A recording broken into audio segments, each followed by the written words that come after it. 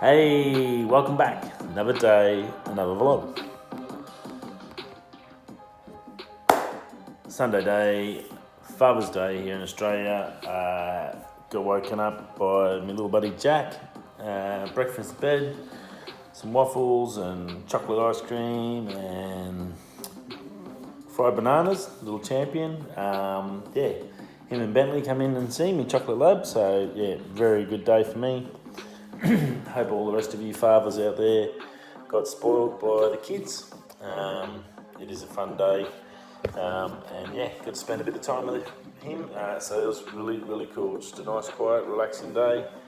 Went to the shops, did some shopping. Nothing too exciting, but yeah, just happy to be home with him. Actually, at the moment, it's just good being around him.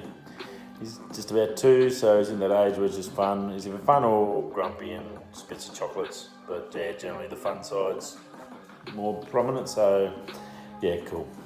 Very cool. So happy Father's Day to all out there. To my dad, happy Father's Day. Got to ring him today and tell him I love him, so that was awesome. I'm sure, hopefully all you guys got to ring him and tell your father that you love him. It's always good. You never know when it could, might, or maybe, or never know. Just let them know. It's always good. So yeah, great day for me. I've only been a dad for 2 years. I was probably one of the guys that was never going to be a dad, and yeah, I didn't think I was really going to enjoy it, and yeah, I'm loving it. How we change, how times have changed. People can change. It's funny. Anyway, let's get into the news. Costco, if you haven't heard of Costco, if you're in Perth, obviously we don't have one here yet. They're on the east coast of Australia. They're pretty big, huge in the States. It's a membership system of shopping, so it's like you buy in bulk. So instead of buying a cereal of a 500 gram cereal, you buy a 2 kilo cereal, but it costs you a third of the price. And you have to be a member to get in there, so you pay an annual membership fee, and then you cruise in, and yeah, some good bargains. Now they do some in Australia. I've been to America, but I haven't don't really shop there. I have shopped in the one in Queensland. My sister is a member, so we go there, and they do really good pork. So hot tip, the pork ribs and stuff like that are really nice. Whoever they get their pork off is really good. So yeah, they do have a lot of specials. Obviously, you've got to be a member, and you've got to buy tons or have a lot of room to store your stuff. So if there's only a couple of you, if you're for a family, it's probably good because you can buy in bulk and get the cost saving, and it'll last. If there's only 1 or 2 of you, it's probably not going to be much benefit. You're going to have probably stuff sitting there for a while to use or end up being wasted. So. But anyway, it's hit China. First store in China has gone berserk. The trade tariffs, the Trump wars, all the other stuff going on at the moment. There was sort of some concerns it wasn't going to go as well as it possibly might, but it was just insane. The footage you can see in there of people grabbing meat, and the people are just throwing meat onto the shelf, and the people are just grabbing it. Like, just ridiculous. There's a 3-hour wait just to get into the car park. So cars lined up down the road, blocking off half of the road, waiting to get into the car park just to go shopping for groceries, for food, groceries. 3 hours, car wait. Now, the interesting part of it was that because of the tariffs and the Trump stuff, they had to get a lot of the stuff that they couldn't get from America because now the costs, and they'd buy it from Australia. So good news for Australia. But yeah, still didn't matter. It was still cheap enough for the Chinese to buy, which seems a little strange. You think, obviously the technology and all that stuff they can do cheap. Food and groceries must be expensive over there to get food and meat, and obviously meat, land and stuff like that is probably a little hard for it. So I can sort of understand it maybe a little bit. If they're importing all this meat and stuff in there and selling it at a cheap price, then maybe it is the reason why they were going berserko for it. So yeah, crazy. Some of the footage is just, if you have a look it up on the, just Google it, it'll probably blow your socks off. It's just insane. It's sort of those, watch your pictures in the 80s when they had their New Year's sales, when it was actually a New Year's sale, when it was like they'd open the doors and people would flood in for the discounts. And now it's just a joke because there's no difference in the sales compared to just buying on the internet, which is cheaper anyway. So the New Year's sales and all the other sales are generally the only sales you really get on the internet. The ones in the shops are pretty much just old stock they're trying to get rid of. There's nothing actually on sale, maybe one item, and that sucks in a heap. But yeah, there used to be like genuine sales, and this was what it was like. It was just chaos, and it was pretty funny, and then sort of a little bit sad, like, geez man, how expensive must the food be if they're bolting in there to smash it. Obviously Costco, actually a really good company, and as I said, like the pork there, we've had it a few times, and just amazing, really, really good quality. So they've got the right connections, they've got the right setup, and obviously it works, because if it can work in China, well then Costco's laughing, even with the trade wars, and if they can make money out of it, well, good on them. It'd be very interesting to see if it continues on and they end up having a couple of thousand stores in China, which will end up making Costco billions. Yeah, very interesting. Definitely something to have a look on the internet anyway for a bit of a laugh, and watch them grabbing for the meat. That was pretty cool. Apple, for the first time ever, is going to allow third-party repairers to fix your iPhones, iPads, rada. What that basically means is you can go to a phone repairer, they can get genuine Apple parts. Now they can actually buy them. Before they couldn't. They had to use dodgy manufactured parts to fix your phone to get it at the right price. So now what they can do, they can actually source the parts off Apple. They get a special license to say they can do it. They get trained on how to do it, blah, blah, blah. You still don't get warranty or anything through it, through the Apple side of things, but at least they'll be genuine parts, and the guys should be of a certain sort of level, so when they put it together. So it's still got a little bit to go. They still could do a bit more to help those guys out and to offer it, but obviously this is a little step, and it's a big step, because those guys you see in the supermarkets and stuff are now able to source genuine screens for your phones, genuine buttons, parts, chips, whatever, to fix it. So that's pretty cool. And a big step for Apple, obviously. In the past, they've just, bad luck, fix it through us or don't. We don't care. But I was saying that, I've never had anything break from Apple, and the only time I've ever had one done, they replaced the whole computer for free. So I ain't going to complain.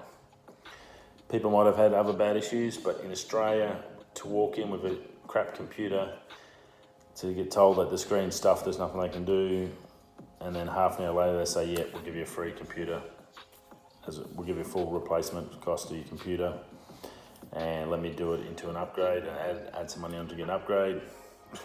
That was in 30 minutes, and wow, that was, so I've had nothing but the best service ever from Apple. I've never had that from any other company in Australia. So yeah, definitely no issues there, but obviously sometimes a cost if you do like repair a phone.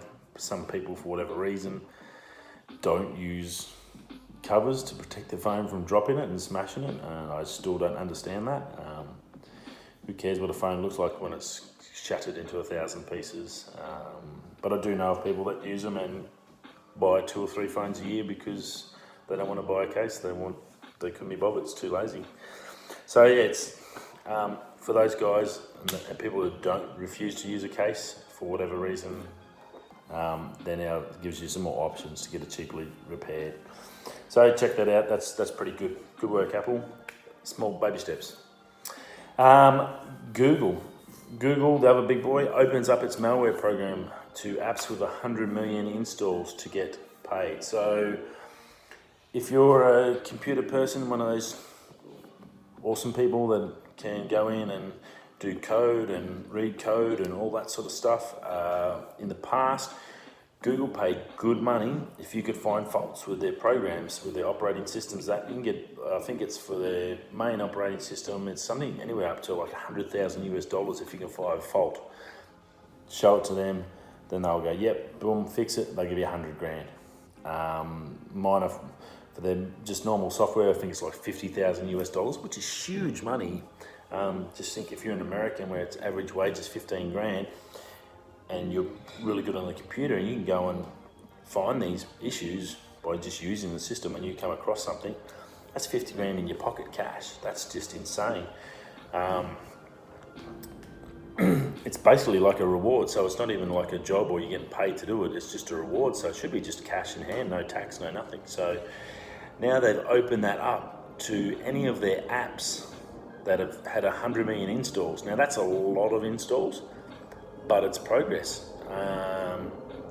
As the guys were saying, they were talking about it, 1 million app installs is a lot, but 100 million in today's sort of market, if they're going to be throwing away this sort of money, that's still pretty darn good. So if you are one of those guys, if you're a code breaker or I'm not really sure what the technical word for it is, genius, guru on the computer, whatever, that gives you some more options to get a payday, and good luck to you if you can, because yeah, if you can read it out and do all that, yeah, you've probably earned it. So yeah, good luck. A little bit more cash in your back pocket to pay for some new gear. So pretty cool, good on you Google. It's very rare that you hear of a company that'll pay someone to find an issue with your company. I think that's what makes Google one of those special companies. You hear about companies like Apple and Google where people want to go and work for them because they're so well treated. You imagine like a government agency saying, please tell us what's wrong with our system so we can fix it. We'll pay you 10 grand if you tell us what's wrong with the system, and so we can fix it so our customers become happy. Imagine Telstra. If you're in there, that's a program you need to run. Although you're probably going to need a lot of money. You can probably trim down the money, but you're going to need a lot because there's so many issues there. Having said that, I do have to ring you tomorrow to see if my contract's finished for my phones, and when that's just should be just about ready to come out. But yes, a big company like that offering a cash incentive to find the problems in their systems. That is, I don't think I know of too many. When I first heard of it the first time, it sort of blew my socks off a bit to understand the mentality. It's like, wow, obviously they give a crap about their customers and their service. If they're willing to pay people, and these people that are going to find the faults, they can probably bypass all the basic crap and all these issues. It's easy for them. It's only going to affect us numpties that just want to use the computer to do what we need to do to run our business, to do our creative work, to do our photo editing, to upload, to do this, to watch videos, all that sort of stuff, that aren't going to understand how to get past it or fix when something goes pear-shaped. So I've got to give a big clap of the hands to Google for actually having the nuts to do something like that, and now to expand that range and to start spreading it out to cover their apps, not just their operating systems and their software. That's huge. I think a lot of companies could learn a lot about their companies if they even just open up an issue like this, open up a problem. I think half of them would. Telstra, you wouldn't even have to pay people. They'd quite literally, you'd get email after email with all the faults. And if you actually were serious about it and you fix these problems, the company could change and become a powerhouse. As it is, Telstra would never expand it beyond Australia's borders because no one in like America or anyone else is going to put up with the crap. So it's, for them, it would be a great learning experience, and I think there'd be a way that actually a company could move forward and become an actual top tier company. And for Google, good on yous, and I'm sure there's others that do it. I just haven't heard of it. If you have heard of any other companies, let me know below. I'd love to know and see how many actual big companies do it. That's pretty cool, I think. And last but not least, I keep stretching out, I keep a waffle. Am I waffling on? Hopefully not. Quick one, Joker the movie. The preview's out on YouTube now. Joaquin Phoenix. Joaquin Phoenix. I think that's how you pronounce it. He's doing it. It looks like a really different take. It's not. You think of the Joker and Batman and Robin and all that from the comics and all that sort of stuff. This is a really humanised Joker experience. Obviously, as an Australian, Heath Ledger got the posthumous Oscar for his role in Batman as the Joker, and I think he did a fantastic job. I think this is a very separate Joker that has got anything to do with Batman, and it looked very much like a guy that was just a hard done by guy trying to make a living and got just shit on by the system and just snapped. So yeah, it looks pretty cool. I'm sure there's going to be some more clips and some more other stuff to see if there's anything. There was nowhere in the footage was anything to do with any superheroes or Batman or Robin or anything like that. It was purely about the progression of the Joker as he was as a person, and then how he became in, whether it's one of those build-up stories to explain how he became the Joker, and it goes from there. So it may not have too much else, but yeah, look pretty, definitely different. Something to look out for. He's a fantastic actor. He's been in a huge amount of films and done some great work before, so have no dramas. It's going to be a good movie. Definitely different, but very un-comic booky. I think it's peeled away a few of those layers and just hitting it straight in the head, and a totally different take. So anyway, check it out. It looks pretty good. The first clip's up. You can check that out on YouTube. And yeah, that's it. Another week. Weekend's over. It's Sunday. Father's Day again. Happy Father's Day to all the fathers out there. Whether you're with your kids or got to see your kids, or hopefully got to chat to them. All your sons and daughters out there, make sure, if you haven't already, here's a quick reminder to ring your father if you have a father left. It's always a sad thing. Mother's Day always smokes me, but it's always a good day to remember my mum.